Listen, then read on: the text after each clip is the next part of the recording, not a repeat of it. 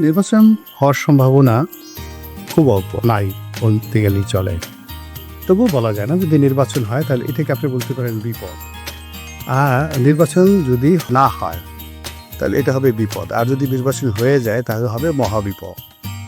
মানে নির্বাচন না হলে সতর্ক সংকেত 5, আর যদি হয়ে যায় তাহলে এটা মহা সতর্ক সংকেত 9 বা 10, মহাবিপদ সংকেত। এরকম অবস্থা চলে গেছে ডিউ টু আমাদের ফাইন্যান্সিয়াল ক্রাইসিস, বেকার সমস্যা, দারিদ্রতা। আজকে আপনার এখানে পডকাস্ট করছি।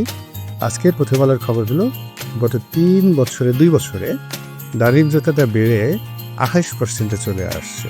28% দারিদ্রতা মিনস ইটস এ ফ্যামিন, মানে দুর্ভিক্ষের আলামত, দুর্ভিক্ষের আলামত। এই পর্যায়ে দেশটা চলে গেছে। তো এখানে আসলে নির্বাচন হওয়া, মারামারি কাটাকাটি করা, একটা স্টেবল গভর্নমেন্ট প্রতিষ্ঠা হওয়া, এটা সত্যিকার হচ্ছে একটা দুরাশা। এরকম অবস্থা যখন পড়ে তখন এখানে অনেকগুলো বিশৃঙ্খলা তৈরি হয়ে যায়। তো আমরা আসলে সেই দিকে হয়তো এগোচ্ছি।